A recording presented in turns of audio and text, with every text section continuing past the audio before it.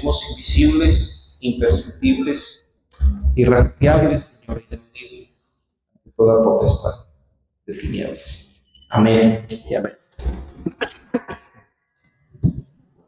¿Qué pasa? ¿No? Ok. Muy bien. Hermanos, empezamos una serie que se llama El Espíritu contra el Cuerpo. Y la semana pasada una pequeña explicación, bueno, no tan pequeña, estuvo muy extensa, de cómo el cuerpo, hermanos, pues es un lugar donde es un tabernáculo. Y en este tabernáculo, hermanos, pues Dios quiere vivir en ese tabernáculo. Isaías 76:1 dice: ¿dónde está la casa que me habréis de edificar? Entonces, Dios quiere vivir en este tabernáculo, Dios quiere vivir en cada uno de ustedes. Y aprendíamos de que nuestra guerra espiritual es nuestro propio cuerpo. Eso fue lo que vimos la semana pasada. De cómo el enemigo manipula nuestras emociones y que de alguna manera para nosotros poder vencer un poco esto, había dos razones: orar y velar. Entonces aprendíamos que velar es esperar la respuesta de Dios para movernos y no dejar que nuestras emociones nos manipularan. Y la otra, pues orar es para que llegar a la respuesta de Dios, estar preguntando a Dios qué es lo que quiere de nosotros. ¿Por qué, hermanos? Porque muchas veces tomamos decisiones por las necesidades que tenemos, por las necesidades que deseamos, y que desde nuestra perspectiva pudieran parecer buenas, pero desde la perspectiva de Dios, pues no. Entonces, nuestro cuerpo nos impulsa a tomar este tipo de decisiones, nuestro cuerpo nos lleva a ser personas emotivas que se adelantan a los procesos de Dios. Por eso el tabernáculo donde Dios quiere vivir, quiere trabajar en todo esto. La otra, hermanos, es que hoy voy a hablar de las aflicciones en el cuerpo. Ese es el tema de hoy, que tiene que ver con la serie El Espíritu contra el Cuerpo. Pero hoy quiero hablar de las aflicciones. ¿Qué son las aflicciones? Y cómo podemos nosotros, primeramente, identificarlas y posteriormente quitarlas de nuestro cuerpo. Amén, hermanos. Entonces, las aflicciones en el cuerpo. Muy bien. El tabernáculo, que es tu cuerpo, es un campo de batalla. Por eso puse la imagen de atrás de un ajedrez peleando dos caballos. En la Biblia, el caballo es la fuerza. Por eso Faraón y sus caballos, y Dios y sus caballos. Es decir, representan la fuerza, el poder. Entonces, ese es el motivo de por qué la imagen de fondo. Porque tu tabernáculo es un campo de batalla en el cual tanto los espíritus de Dios como los espíritus del mundo quieren ocupar ese tabernáculo. Entonces, empiezo con este verso que Pablo habla acerca de las aflicciones. ¿Sí? Dice la palabra de Dios en Romanos capítulo 8, versículo 18, dice: pero tengo por cierto que las aflicciones del tiempo presente no son comparables con la gloria venidera que nosotros ha de manifestarse. Pablo está diciendo que en un futuro vamos a estar llenos de la gloria. Pero fíjense, aflicciones del tiempo presente. Nosotros, quiero explicarle este verso, quiero explicarle dos cosas. Número uno, que el tiempo presente se refiere a toda tu vida en este plano terrenal. Este tiempo presente.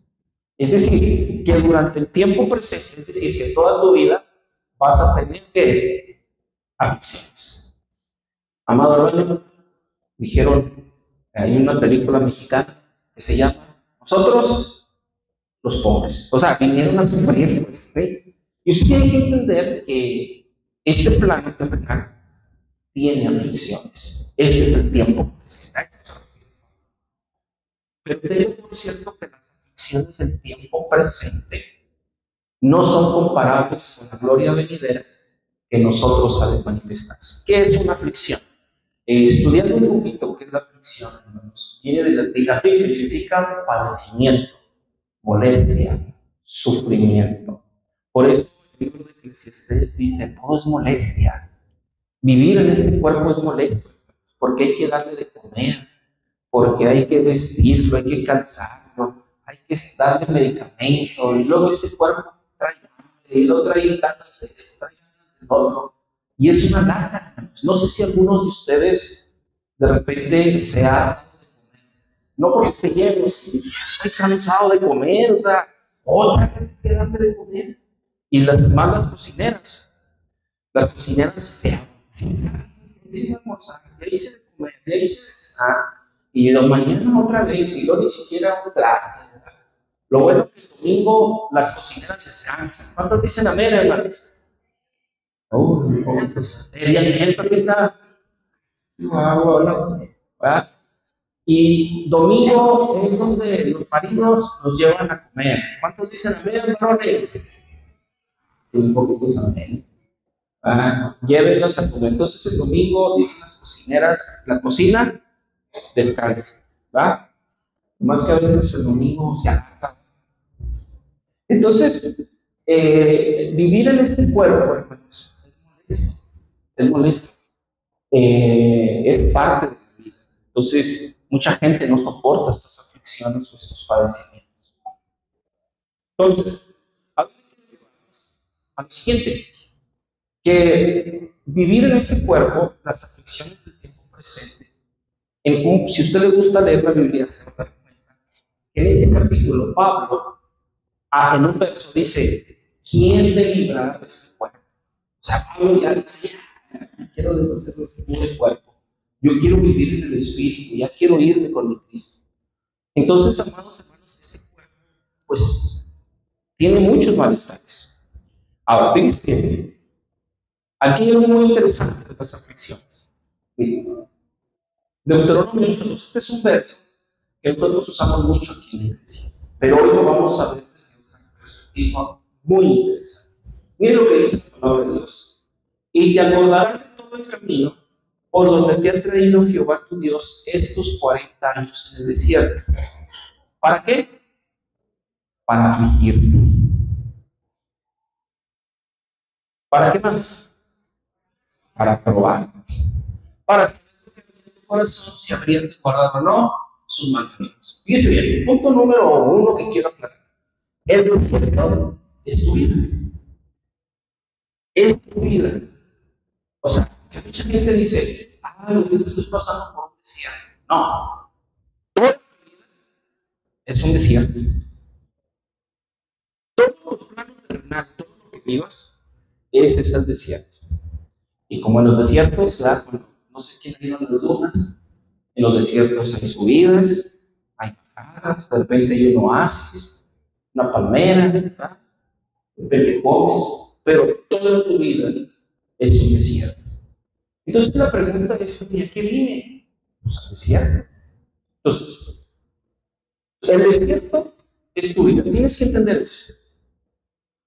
Y te acordarás de todo el camino por donde te ha traído Jehová tu Dios estos 40 años en el desierto. Entonces, si es toda tu vida, ¿para qué Dios te mandó a vivir?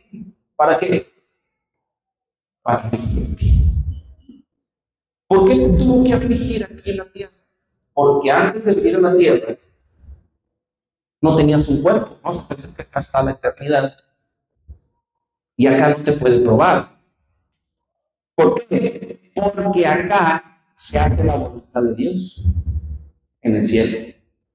Entonces, cuando la gente baja a la tierra, está limitado por el tiempo y por el espacio y te dan un cuerpo y en automático tu cuerpo comienza a tomar decisiones por ti. Dices, necesito afligirte y probarte para saber que en tu corazón si has de guardar o no el mandamientos.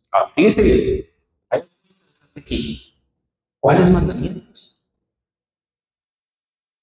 O sea, yo vengo a la tierra, ¿sí? Yo vengo a la tierra y comienzo a seguir mi carne. ¿Para qué? Para que yo guardo sus mandamientos, pero ¿cuáles mandamientos? Si apenas estoy aprendiendo la Biblia y te voy a explicar cuáles mandamientos.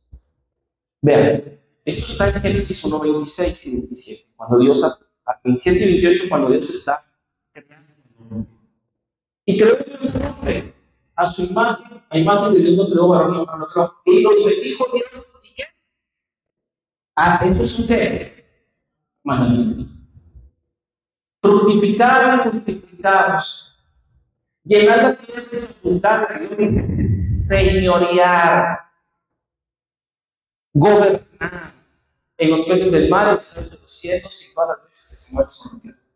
Para los que no entienden un poquito de Biblia, van a pensar que sí, pues ya pescamos, ya tenemos zoológicos, ya los gobernamos. No, no se refiere a eso. Esos tres tipos de animales que se refiere son espíritus. Son espíritus que hay. No más que en la Biblia se tienen que representar. Yo les daba el ejemplo, por ejemplo, de que cuando Jesús fue bautizado, dice la Biblia que los cielos fueron abiertos y el Espíritu Santo bajó en forma de paloma. Entonces, la paloma en la Biblia representa al Espíritu Santo. Entonces, los peces del mar representan espíritus, las aves de los cielos representan espíritus y en todas las bestias también representan espíritus. Entonces, en nuestro cuerpo hay animales que nos gobiernan o espíritus que nos gobiernan. Entonces, el Señor nos mandó a señorearnos estando aquí en la tierra. Dijo, vas a ir y allá va a haber cosas que te van a gobernar, te van a querer controlar, pero tú los tienes que señorear. Eso es un mandamiento, pero ¿cuándo nos dio ese mandamiento, hermanos? Vean, mandamientos preexistenciales. Entonces, vean, y te acordarás de todo el camino. ¿Y qué es el camino? Tu vida. Y te acordarás de todo el camino por lo que te he traído cuidando Dios estos 40 años. ¿Dónde? En tu vida. Cuando vayas y tengas un cuerpo, yo te voy a afligir y te voy a probar para ver si guardas mis mandamientos. Entonces, cuando yo era solamente espíritu, amados hermanos, cuando todavía no tenía un cuerpo, el Señor me dio mandamientos. Que sí, aquí sí los cumples, tú estás creciendo. Pero te voy a mandar a la tierra a ver si allá cumples mis mandamientos. ¿Están conmigo, hermanos? Muy bien. Entonces, entendiendo esto, ¿de cuáles mandamientos habla? De los mandamientos preexistenciales. Ahora, fíjense bien, si este verso, yo decidí venir aquí. Después oí la voz del Señor que decía, ¿a quién enviaré? ¿Y quién irá por nosotros? Entonces respondí yo, heme aquí, envíame a mí. Entonces, ¿quién quiso venir del cielo a la tierra? Por eso mucha gente dice, ¿para qué levantaba la mano si estaba bien justo? Allá no sufría, no tenía aflicciones. Lo que pasa es que allá fuiste probado, en el sentido de que quieres crecer, quieres desarrollarte. Aquí sí que cumple los mandamientos, pero quieres subir de nivel. Dice, sí, ahora pues, te vas a la tierra, te voy a mandar con un propósito, a ver si allá también cumples mis mandamientos. Entonces imagínense, usted levantó la mano pero para ser probado. ¿Por qué? Porque hay un propósito para fíjense bien. Ya está aquí en la tierra, entonces dije, y aquí que vengo Dios para hacer qué. Entonces venimos a la tierra a hacer su voluntad. ¿Cuál voluntad? La que nos dijo él allá. ¿Y por qué? Porque dice, como en el rolo del libro que está escrito. Entonces aquí surge una pregunta. Si yo vengo a hacer la voluntad, ¿cómo hago la voluntad de Dios? Bien, eso lo expliqué la semana pasada, de lo de la semana pasada. La oración tiene como objetivo que los cielos se abran y que el reino de Dios descienda. Entonces, ¿para qué es el reino de Dios? Por lo siguiente, Jesús enseñaba a sus discípulos a orar y decía, vosotros pues oraréis así: Padre nuestro que estás en los cielos, santificado sea. Y lo que dice, venga tu reino. Y lo que más dice, así que hagas la voluntad de Dios. Para eso es una oración, hermanos, para buscar y descubrir cuál es la voluntad de Dios a la que yo vine a la tierra. Entonces, de alguna manera, hermanos, con la oración, La oración es como el diccionario, como la enciclopedia, como el Google, para descubrir, amados hermanos, qué es o cuál es la voluntad de Dios para ti. El problema, yo les decía la semana pasada, que lamentablemente utilizamos la oración para las cosas personales y materiales en la vida. Es decir, nunca nos podemos pedir, Señor, ¿qué me dijiste? ¿Qué me dijiste que viniera a hacer? No, pedimos por la camioneta, por la vaca, por el perro. O sea, empezamos a pedir y a solicitar puras cosas terrenales que no tienen nada que ver con hacer. Eso lo vimos la semana pasada. Entonces, cuando yo vengo aquí, yo tengo que buscar, amados hermanos, hacer Dios. Entonces, dice, y te acordarás por la fe de Dios esos 40 años en el desierto para afligir. Entonces, fíjese bien, ¿quién aflige? Pues, ¿a poco Dios me aflige? Entonces aquí, hermanos, usted va a aprender algo muy interesante. Espero que esté muy concentrado para que no se confunda, porque luego a veces nos confundimos.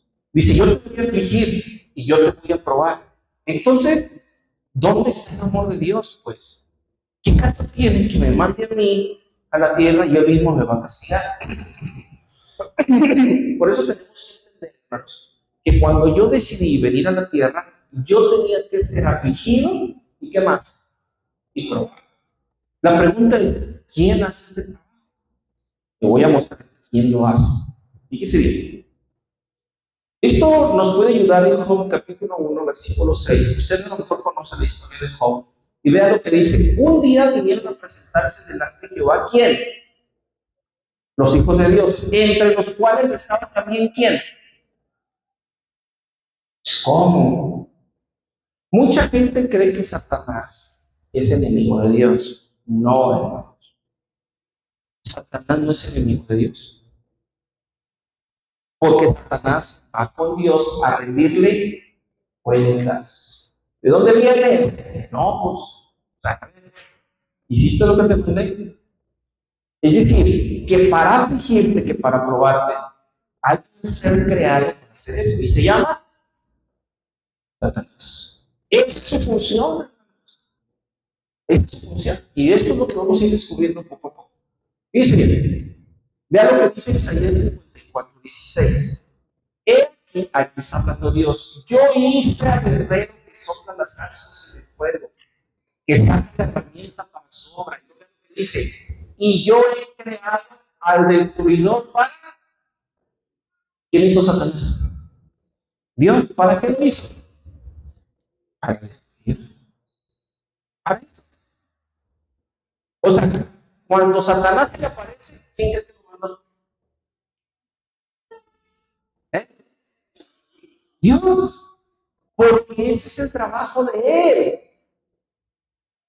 Es enemigo de nuestras almas, de nuestro propósito, pero no es enemigo de Dios. Satanás, para Dios, es su, ahorita le voy a decir qué es decir. Satanás es el brazo armado de Dios. Es decir, es el que hace el trabajo de afligirte y de probar. Ese es su trabajo. ¿Por qué digo brazo armado? Que se me quedó muy grabado, hermanos, cuando los Zetas que hicieron una avería aquí en una laguna. Lo original de este grupo delictivo es que era precisamente el brazo armado del cártel del Golfo. El cártel del Golfo tenía sus negocios y cuando alguien se metía a sus negocios, mandaban a los Zetas a matarlos. Es decir, era su trabajo. El asunto fue que los Zetas crecieron y tomaron el patrón. Entonces, Satanás, hermanos, es el brazo armado de Dios. Es el que dice, órale. Ahorita vamos a ver más detalles. El propósito de Satanás es probarte, afligirte, para ver si cumples lo que ¿qué? Lo que prometiste. ¿Dónde lo prometiste? Acá. Ahí estás de metiche, ¿verdad? Ahí están, bueno, todos somos metidos, que estamos, Señor, yo voy a ir a hacer tu voluntad. Entonces dice Satanás, échamelo. Entonces Satanás tiene la función de afligirte, para ver si es cierto que cumples los mandamientos de Dios que tú prometiste que ibas a hacer. A ver si es cierto que amas más a Dios que los problemas o que el amor, ¿verdad? Mucha gente, hace tiempo, aquí venía una muchacha que le dimos clase y bien padre, y de repente que le llega el novio, ¿verdad? Y se fue. ¿Por qué ya no viene? No, es que tengo novios. Por eso, ¿y qué tiene? No, está enamorada. Ya se le quitó la enamorada, no. ¿Quién sabe? Ya, pero pues ya se olvidó de Dios, ¿no? Entonces, dice, las aflicciones, hermanos, son en el cuerpo. No necesariamente tienen que ser aflicciones malas, sino también son aflicciones sensorialmente hablando buenas. Porque el cuerpo se aflige. ¿Por qué? Porque tiene que tomar una decisión entre una cosa y otra. Entonces, no necesariamente las aflicciones provocan dolor. Muchas de las aflicciones provocan placer. ¿Están conmigo?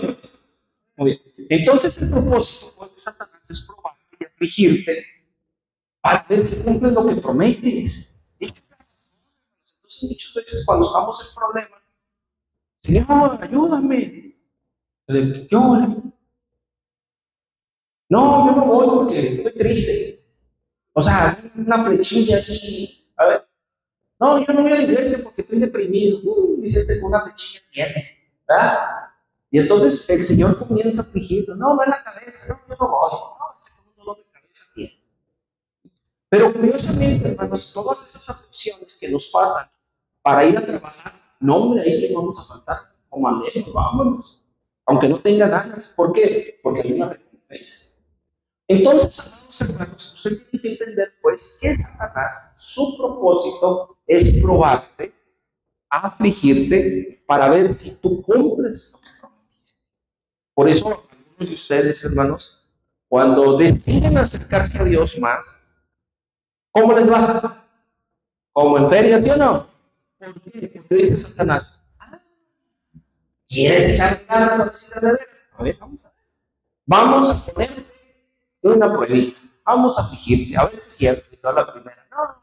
Entonces, es muy común que la gente diga, ¿sabes qué? Yo mejor desde aquí, porque cada vez que intento meterme con Dios, no, hombre, me va bien mal en todo. Es que está siendo probado, a ver si es cierto. Entonces, la gente dice, ¿sabes qué? Pues mejor me quedo.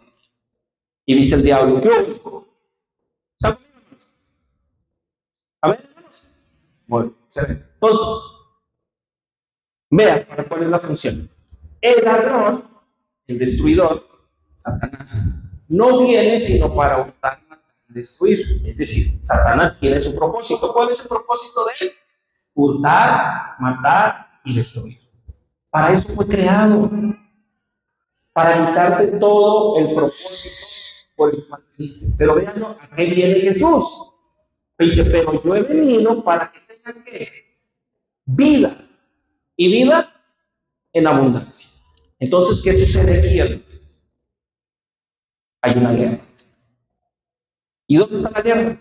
En el tabernáculo. Ahí está. Dos caballos de pelea, y dos caballos ahí enfrentándose. Quiero decirles con lo que empecé. El tabernáculo es el campo de batalla. Dice Jesús, yo quiero entrar a tu tabernáculo para que tengas vida. Pero Satanás dice, no, yo he venido a robarte y a destruir todo el propósito por el que te mandaron. O sea que estamos en medio, pues. Estamos en una guerra organizada. Entonces, ¿qué sucede, pues? Jesús dice algo muy interesante hablando de la vida. Jesús dijo, yo soy el camino, la verdad y la vida. Y nadie viene al Padre si no. Entonces, fíjate, la vida es la parte del proceso en donde cumplo mi propósito. Es decir, guardazos cuando yo llego al proceso de la vida. Entonces Satanás se va a encargar de matarte en el camino. Satanás se va a encargar de meterse en el proceso llamado la verdad, para que no llegues a la vida. Porque una vez que llegas al proceso llamado vida, ahí comienzas a cumplir tu propósito. Entonces Satanás te va a probar en cada proceso. Es por eso que vemos en Mateo capítulo 4, versículo 1, que Jesús, antes de iniciar su ministerio, antes de hacer su propósito, antes de entrar a la vida, dice que fue llevado por el Espíritu al desierto a ser probado. Fíjese, Jesús mismo fue probado por Satanás. ¿Y sabe cuándo le dijo Jesús a Satanás? Cruz, cruz, que se vaya al diablo. No, porque sabía cuál era su función. Ahora, ¿hasta qué punto Jesús conocía esto? Que platicó con él. Digo, a mí si me aparece el Espíritu, lo reprendo, ahí anda platicando con él. Pero Jesús sabía que el trabajo de este espíritu creado era ser tentado. Entonces usted tiene que entender, amado hermano, que usted tiene que ser afligido porque es parte del proceso. Usted lo decidió, usted quiso venir y así está establecido. Por eso es que aquí. ¿Están conmigo, amigos? Muy bien. Ahora, fíjense bien. Las aflicciones, ahora sí ya regresamos, son para el cuerpo físico. Ojo. Las aflicciones tienen que ver con el cuerpo físico. La próxima semana voy a hablar de las angustias. Una cosa es una aflicción y otra cosa es una angustia. La angustia, hermanos, es cuando sientes que te mueres por dentro. No tienes dolor, no estás bien, pero por dentro te sientes muerto. Las aflicciones, si es en el cuerpo físico, si es en la parte física. ¿Están conmigo? Por ejemplo, una persona deprimida está angustiada, mas no afligido, porque solamente tiene depresión, está ansioso. ¿Sí me explico? O sea, son cosas diferentes, pero eso lo vamos a ver la próxima semana. Hoy estoy viendo solamente las aflicciones. Lo veo lo que dice. ¿Para qué son las aflicciones? Pero como las chispas se levantan para volar en el aire, vean lo que dice Job, así el hombre nace para la qué?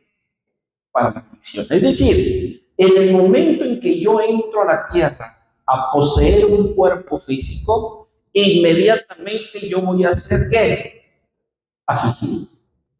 Luego, mire, los niños cuando nacen, ¿cómo sufren para nacer? Algunos salen con la cabeza así, de cono, porque en las salidas se les golpeó. Otros niños, me he escuchado casos donde en el nacimiento, hermanos, algunos niños se les rompen los huesitos o algo, donde están batallando. Es decir, y luego, ¿qué pasa cuando nace un niño? ¿Qué es lo primero que hacen con el niño? A llorar. No dice papá, no dice mamá. ¿Qué haces? Luego afligir. Desde que nace, pues, comienza la aflicción. Así que, hermano, pues esperemos que esté cerrando su corazón, que no crea que es el único que sufre. Porque luego hay gente que se autoflagela emocionalmente diciendo, es que yo desde que nací sufro. Ahí dice, ¿desde cuándo es un afligido, hermano? ¿Desde que qué? Desde que uno nace. Hay un cuate, hermanos, no sé si sea influencer, pero este cuate vive en la Ciudad de México y es muy rico. Bueno, sus papás, él está estudiando. Y él habla acerca de los pobres, pero habla como lo hacen los ricos, denostando a los pobres, ¿verdad? Los nacos, así es su estilo y pues tiene muchos seguidores. Y un día sacó un video donde se está bañando y dice, se me fregó la regadera, ahora no sé cómo lo voy a hacer. Miren, tengo clase, está como que ir lamentándose. Y dice él, desde su perspectiva, ¿verdad? Si sale algo, pero la regadera avienta un chorro. Y dice, Dios le da sus mejores batallas a sus mejores guerreros. Él está sufriendo desde su nicho, desde su perspectiva, desde sus comodidades. Él está sufriendo. Es el mismo sentimiento o es el mismo dolor que una persona siente si no tiene agua, ¿va? Hablando de la aflicción. Que las condiciones sean diferentes, que los contextos sean diferentes, es otra cosa. Pero usted tiene que entender que las emociones o las aflicciones son las mismas, solamente que el contexto es diferente. Mire, por ejemplo, nosotros, ¿cuántos de ustedes están ayunando, hermanos? Sean sinceros, ¿cuántos dicen amén? ¿Y cuántos de ustedes dicen, ay, me estoy muriendo de hambre? Pero si usted le dice esto a los niños de África, ¿qué van a decir? ¿Eso qué? No, pero yo siento que me muero. Exacto. El de África no tiene que comer 4 días, 5 días. Pero le estoy comparando la lucha de los mejores guerreros de Dios regional, ¿verdad? Contra los niños que no tienen que comer. Entonces va a decir el de África, es una empleada de mediodía, yo que tengo 5 días sin comer, pues sí, pero yo estoy sufriendo, es lo mismo. Entonces usted tiene que entender que las aflicciones son personales y cada quien las manifiesta. Entonces, desde que nacemos, hermanos, venimos a ser afligidos. Y luego, Salomón, en su sabiduría, empieza a analizar al ser humano, dice lo siguiente: mire todas las obras que se hacen debajo del sol. Es decir, en este plano, todo lo que se hace debajo del sol es vanidad y qué? Aflicción. Oiga, no, pues yo tengo un buen sueldo, ¿va? Pero ¿cuánto te cuesta? No, pues sí, levantarme, estar ahí, estar 70 horas en el trabajo. O es gratis. ¿Va que no? No, hombre, tengo a la esposa más guapa. Órale, ¿y qué te costó? No, hombre, está levantando sus berrinches, hijo de la fregada. O sea, todo lo que hagas en la tierra, todo tiene que ser ¿qué? Aflicción. Todo es aflicción. Y la gente, curiosamente, que no es afligida para recibir las cosas, ¡pum!, se vuelven locos, se trastornan. Ese es el problema que estamos teniendo ahorita con la nueva generación, que les estamos dando todo: celular, comodidades. Tan locos, hermano, niños de 4 o 5 años con ansiedad. Imagínense problemas que debe tener un señor de 40, 50 años, lo están teniendo los niños, pero porque no están siendo afligidos o no están sabiendo el valor de las cosas. ¿Sí están conmigo? Y pues echan a perder, pues. O sea, también el diablo dice, dales hasta que truenen, porque también es ese lado contrario de desviar a la gente del propósito. A los que quieren, se los quita, y a los que tienen más, pues dale más para pasear. Entonces, hermanos, si no hay un equilibrio, todo esto sucede. Entonces, dice Salomón, todo lo que se hace bajo el celo es vanidad y aflicción. ¿Qué es vanidad? Efímero, que no es eterno. Entonces, no tiene ninguna connotación espiritual. Entonces, hay otra cosa muy interesante, hablando de las aflicciones. Vea este verso, Mateo 4:24, dice la palabra de Dios. Y se difundió su fama por toda Siria, está hablando de Jesús. Y le trajeron todos los que tenían dolencias. Vean, los afligidos por diversas ¿qué? Enfermedades. Entonces, amados hermanos, las enfermedades son aflicciones.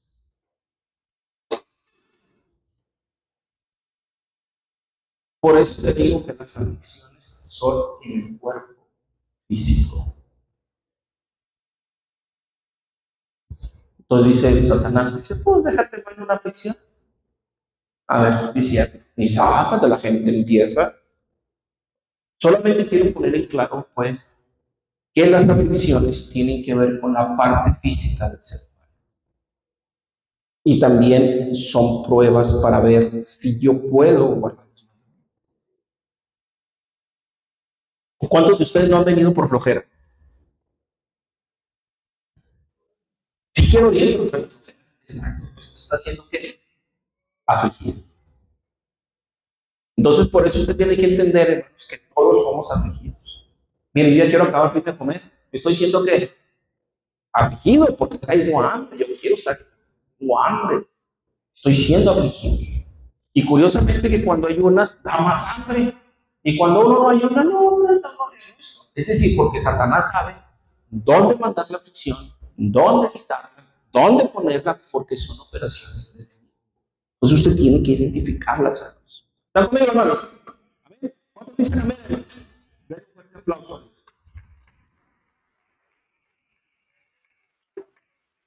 Muy bien.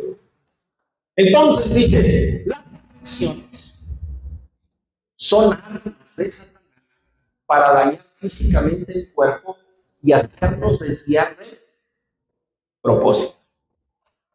Y ahí vienen las iniquidades que se manifiestan. Entonces usted tiene que entender que las aflicciones es una herramienta que Satanás tiene para eso, para desviarnos. Y hay una historia bien padre. ¿A que no sabe cuál? ¿La historia de quién? De Job. Fíjense bien lo que dice. Es un poco largo, pero me interesa decirte varias cosas y entender el papel de Satanás en todo esto. Ponga atención. Job capítulo 1, versículo 1, empieza así. Hubo en la tierra de Uz un varón llamado Job. Este era un hombre perfecto, un hombre y recto, y temeroso de Dios y apartado. Ojo, hermanos, cuando les suceden las cosas, no significa que ya era perfecto, sino que cuando se escribe la historia, para ese entonces ya era perfecto. ¿Sí me explico?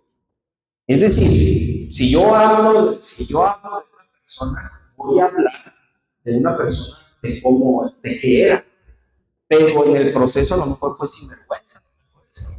Es decir, cuando se escribe la historia, se dice hubo, es decir, está hablando de un personaje que tuvo estas características.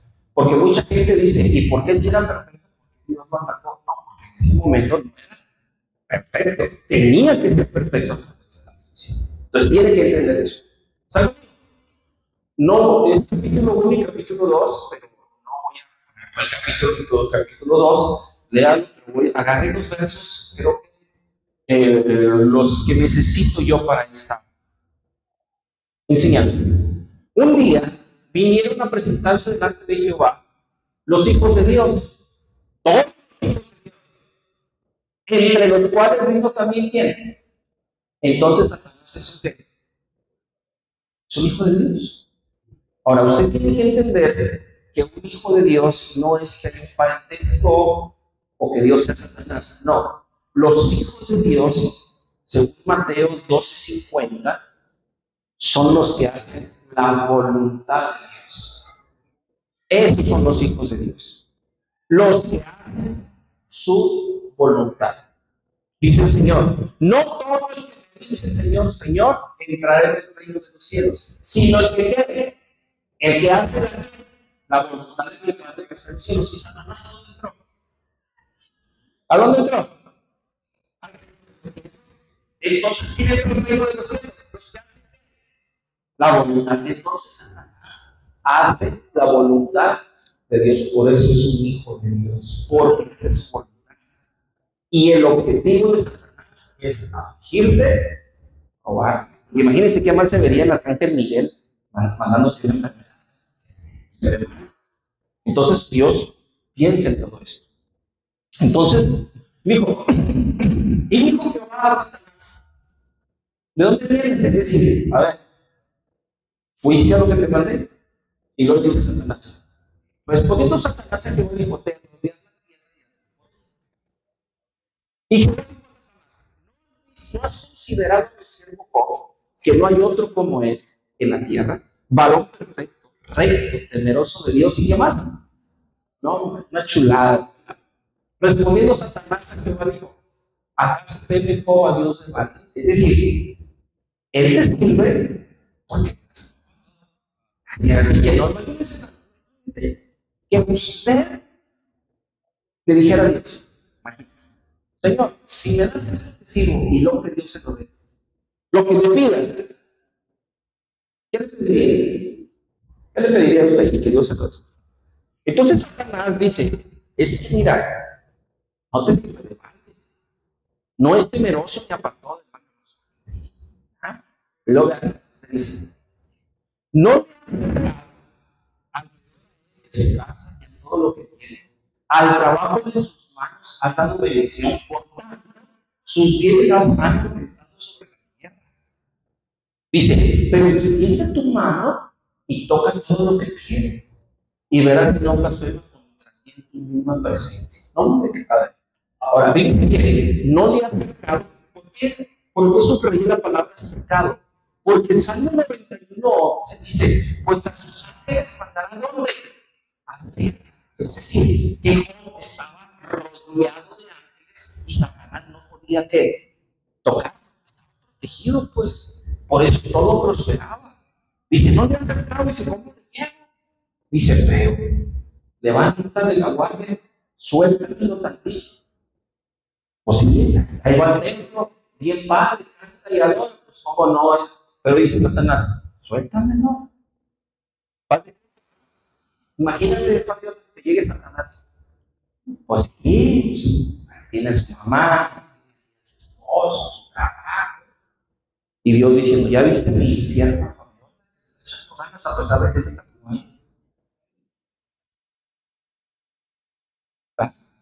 Dice Satanás, sí, a ver, sí. Tremendo. Aquí está Edson. Edson ya se fue a estudiar la Biblia, ¿verdad? Entonces Satanás se fue. Y ya dijo, ¿ya viste a Edson? Que ya dio un paso más, aunque le va a la América. Y luego va a decir Satanás, suéltame. Así, pues, ahí va, la tienen ahí chipi. Y luego trabaja de lunes a viernes. El sábado está ahí y luego tiene una novia. Suéltamelo, pues. A ver si es cierto que sigue yendo. Entonces, estos diálogos suceden todos los días. Y cada uno, dice la Biblia, que el acusador va a dar cuentas de ti todos los días. Todos los días hay este diálogo en el cielo, de cada uno de nosotros. Entonces, ¿a cuántos de ustedes están enfermos de un pulmón? Levanten la mano. ¿Vale? ¿Qué tienen en el pulmón? No le funcionó bien, fíjense bien. Entonces Satanás dice, a ver, quítale el pulmón, a ver si es cierto. Entonces, Dios comienza a obrar de maneras misteriosas. Dice, mira, lo que la parte dice, ¿qué te parece si lo usas izquierdo? O sea, es lo que quiere Satanás. Muchos. Dice, no se nos vas a escuchar. Entonces, ¿saben por qué tenemos todos el pie izquierdo? Porque hay un ángel que está resguardando que nuestro pie izquierdo no sea cortado.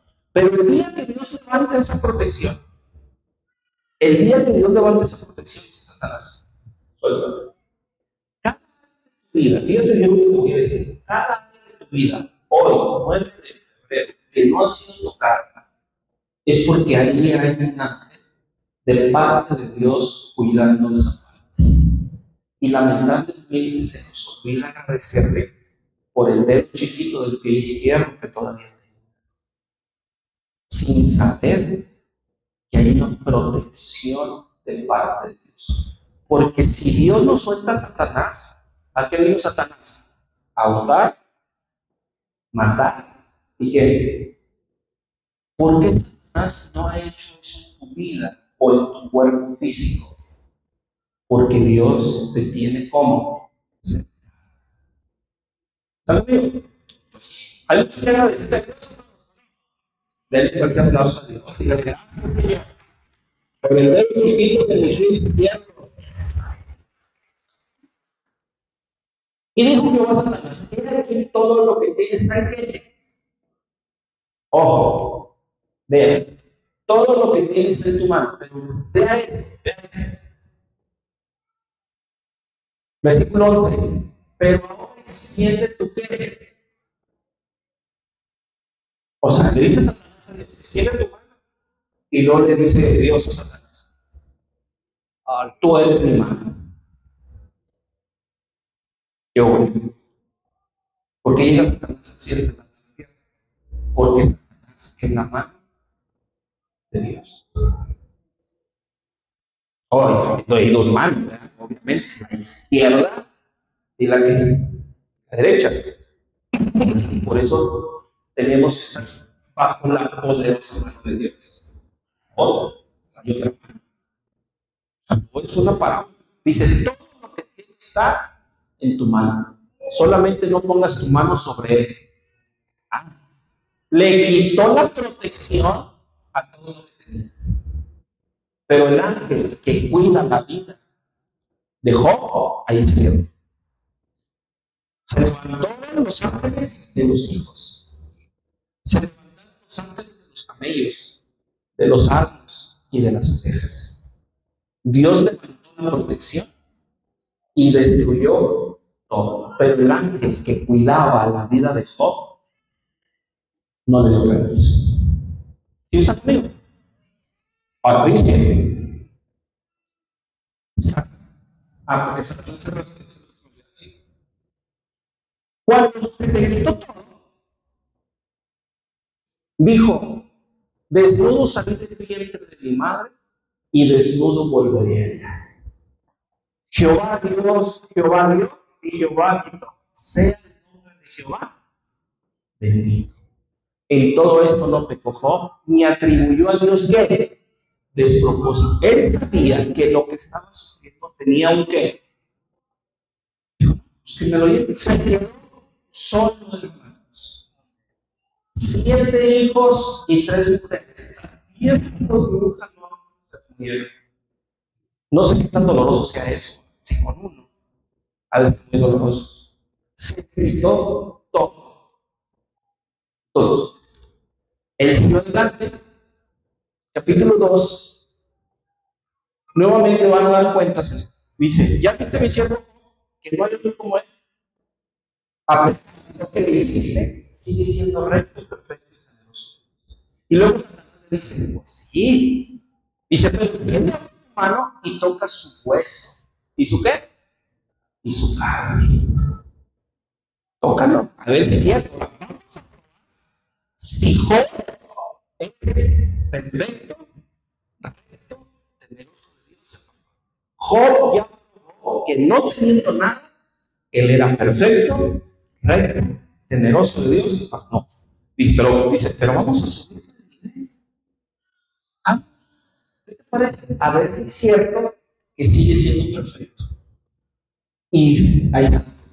Extiende tu mano. Otra vez, dime, mándame. Lo que necesitas. Por eso, Satanás es el razón. Entonces, si usted quiere la idea, puede ser que Satanás es el hijo de Dios. No. Él es el que viene a hacer las operaciones de Dios en la tierra por el lado de la carne. Entonces dice, toca y Jehová dijo, él está en tu mano, mas guarda su vida. ¿Qué quiere decir esto? Entonces salió Satanás a la presencia de Jehová e hirió como una sarna maligna desde la planta del pie hasta la cabeza. Es decir, que Job estaba siendo ¿qué? Afligido. Cuando le quitaron todos sus hijos, él no estaba afligido. Él estaba en angustia. Cuando tocan su carne, él está haciendo ¿qué? Afligido. Una cosa es angustia y otra cosa es afligido. Entonces, primero empieza con angustia y después nos aflige. Ya empieza. Él empieza con la aflicción y después empieza con la angustia. Entonces, dice, integridad, maldice a Dios y muere. Y él le dijo, como suele hablar cualquiera de las mujeres fatuas. Fatua, hermano, significa sin propósito. Es decir, estás hablando porque no entiendes que hay un propósito. No sabía que lo que le pasaba era por un propósito. El problema es que nosotros en medio de la aflicción no entendemos el propósito y muchas de las veces somos fatuos. Señor, ¿por qué? ¿Por qué yo? Si yo te sirvo, ¿qué es así? Estamos hablando como fatuos. Tenemos que entender que las aflicciones tienen un propósito. Dice que recibiremos a Dios el bien y el mal no lo recibiremos. Entonces lo bueno y lo malo, ¿de dónde viene? De Dios. Fíjese qué tremendo. O sea, ¿cómo? Lo malo bueno y lo malo no. O sea, Dios tiene la autoridad para decidir si te manda cosas buenas o cosas malas. Por lo regular siempre llegan las malas. Y si la pasas, te dan la recompensa con las buenas. El problema es que siempre queremos las buenas primero. Pero no, hermanos. Primero son las malas. Entonces, dice, todo esto no me pongo por sus labios. ¿Qué quiere decir esto? Lo bueno y lo malo viene de Dios. Todo viene de Dios. Usted tiene que entender eso. Lo bueno y lo malo viene de Dios. Pero Dios no cataloga como bueno o malo, sino como propósito. Entonces las aflicciones tienen un propósito.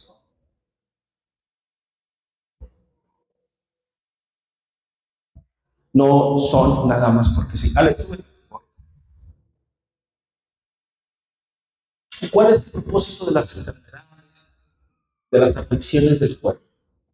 Por lo menos te voy a mencionar tres. ¿Sí?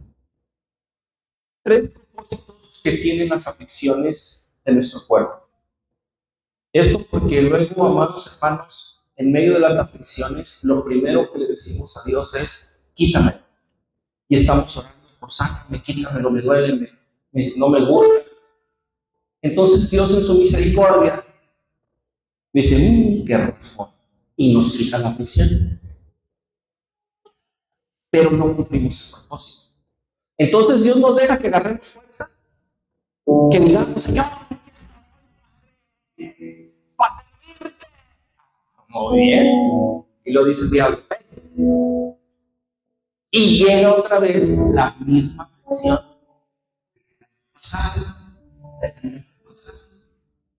La misma. Esa aflicción no cumplió su propósito, pues se vuelve otra vez. Entonces, ¿cuál es el propósito de esa aflicción? Job 46:15. Al pobre lo libra de su pobreza y en la aflicción despertará su fe. Cuando uno está afligido, no, está uno y la parte espiritual se despierta. Dice, no, Dios me dijo que me iba a sanar. ¿Por qué no escuchabas a Dios?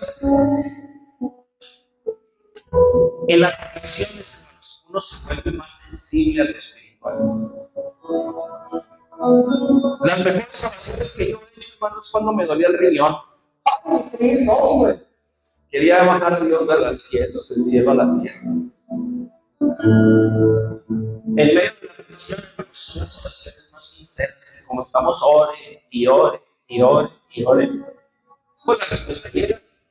Entonces, la aflicción, hermanos, sirve para despertar tu oído. ¿Cuántos quieren escuchar a Dios, hermano?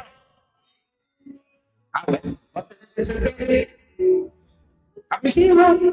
¿A cuánto nos gustaría escuchar la voz de Dios?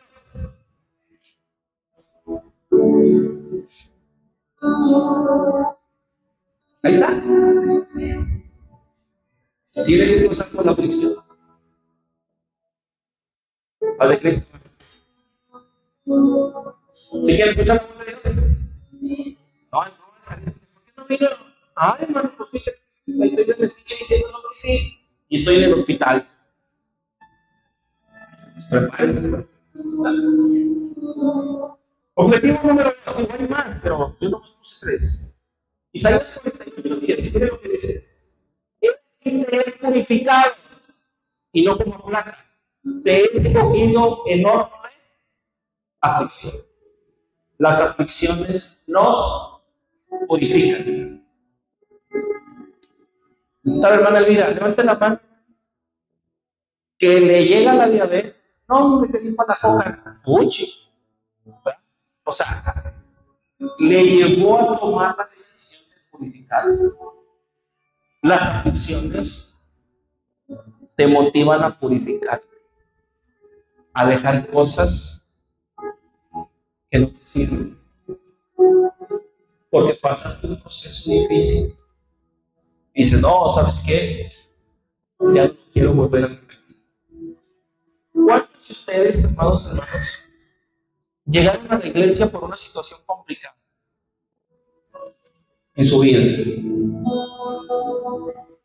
Este proceso, esa aflicción, le ayudó a purificarse. Por eso está aquí. A lo mejor le falta más purificación, no lo dudo. Pero el hecho de que estemos aquí en la iglesia, hermanos, es porque pasamos un proceso. Y eso nos indica. Ahora, dice,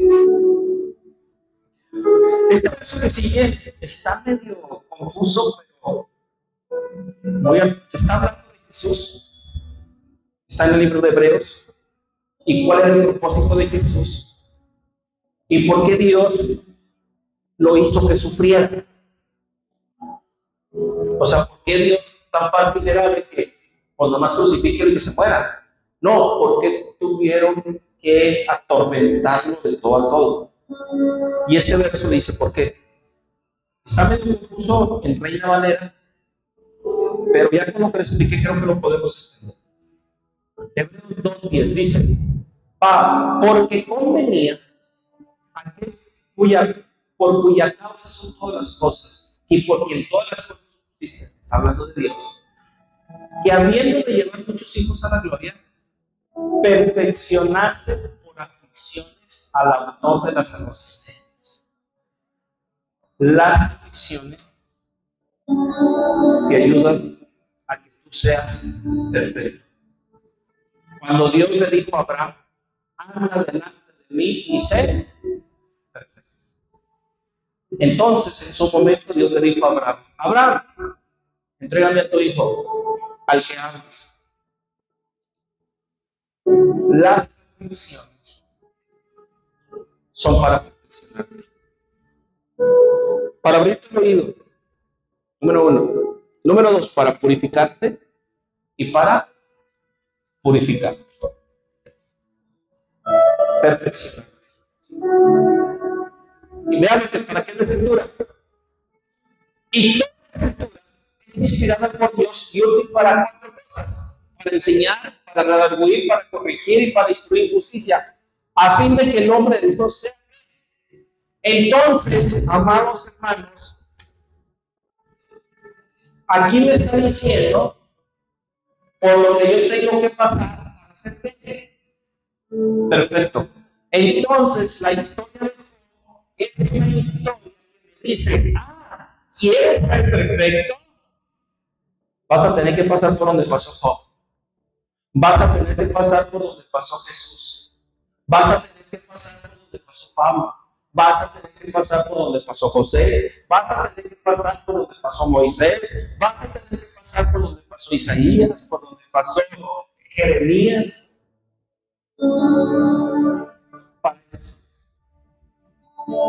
Dice en Juan 6, quien dice que permanece en él, debe de andar como él.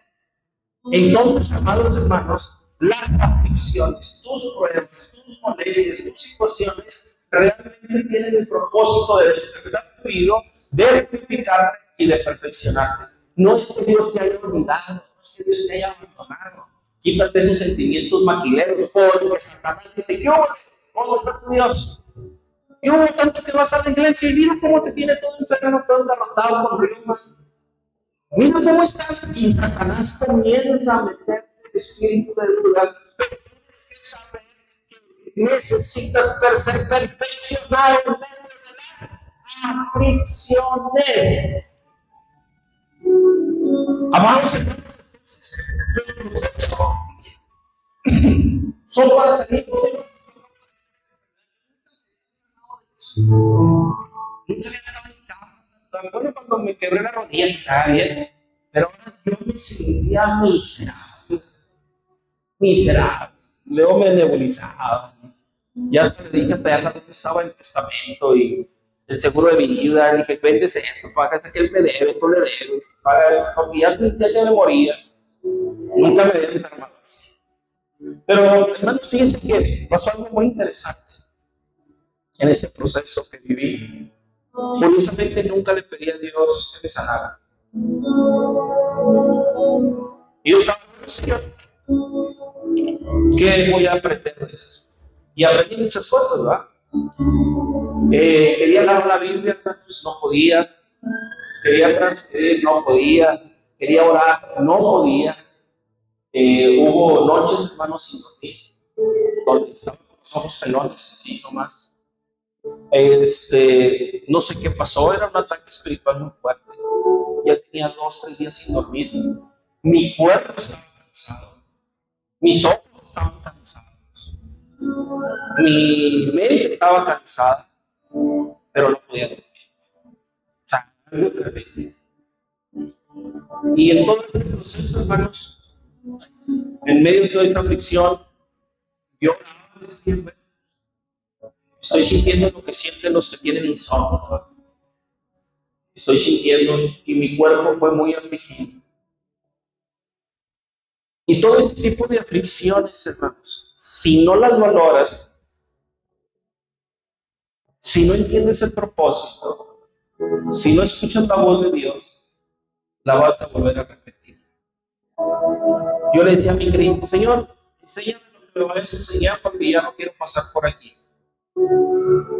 El otro año me inyecto vitamina, pero yo ya no paso por aquí. Y tuve unas enseñanzas muy interesantes, que si se las cuento no me las van a aprender. En este momento. Por eso, amados hermanos, tenemos que reconciliarnos con nuestras aflicciones. Tenemos que reconciliarnos con nuestras enfermedades en el sentido no que sean mías, sino que están ahí por un propósito y no son para siempre, se tienen que ir. Pero mientras yo no entienda que hay un propósito, porque usted va a ver al doctor y el doctor físicamente hablando le puede cubrir el dolor, pero el espíritu allí está. Y nomás pasa el efecto de la medicina. Y bueno, es como para darle la cabeza, toma una paracetamol, pero el dolor está. Cosas que su cerebro lo inhiba el dolor, pero el problema ahí está. Entonces, cuando uno va con el doctor trata los síntomas, pero la aflicción, la flecha, ahí está encajada. Y nomás que pasa el medicamento y vuelve a surgir otra vez. Entonces, amados hermanos, necesitamos reconciliarnos con las aflicciones, entenderlas por qué están pasando, por qué Dios está afligiendo, y preguntarle al Señor, ¿qué está pasando? Y el Señor va a hablar a mi vida, mira, vas a corregir esto, vas a cambiar esto. No, te tengo que purificar. Te tengo que purificar. Quiero saber eso. Quiero vigilarte y quiero probarte para saber lo que hay en tu corazón, para ver si puedes guardar mis mandamientos. Porque en medio de la crisis, hermanos, sale el verdadero yo. ¿Cuántos de ustedes se han pegado en el dedo chiquito del pie izquierdo, hermanos? Espero que salga la sangre de Cristo, que sea lo primero que salga de su boca. Ay, mi Cristo Jesús, sáname. Espero que salga. Pero en medio de la prueba sale su verdadero. Dijo, es que quería saber, quería que te dieras cuenta en medio del dolor lo que traes en tu corazón. No sé qué salga de su corazón.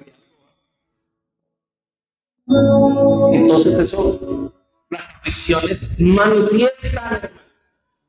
Las aflicciones manifiestan lo que está escondido dentro. Y también la enseñanza me va a perfeccionar. Las aflicciones me van a perfeccionar. Y quiero formar esta enseñanza del espíritu contra el cuerpo, porque a la verdad el espíritu está dispuesto, pero la carne es que débil. Y si la carne está afligida, adolorida, dañada, menos va a querer hacer la voluntad de Dios. Entonces termino con este verso de Santiago, capítulo 5, versículo 13, sección A. Esta alguno entre vosotros afligido?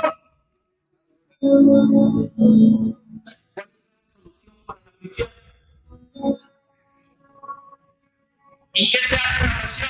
Padre nuestro que estás en los cielos, santificado sea tu nombre. Entonces, no, Señor, no, Señor, ¿qué quieres? Haga oración. Pregúntale a Dios por qué está siendo afligido. Bien, purifícate. Purifícate. Esta función de 3 meses, 1 año, no importa, purifícate. Purifícame. En este proceso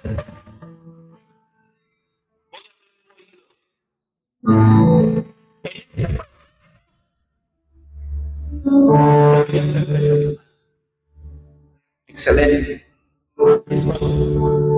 Cuando has oído, cuando purifiques las perfecciones, llévate la aflicción.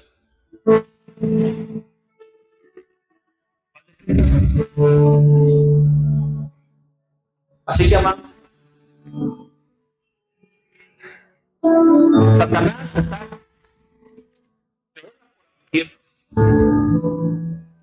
pero Dios en su misericordia dice: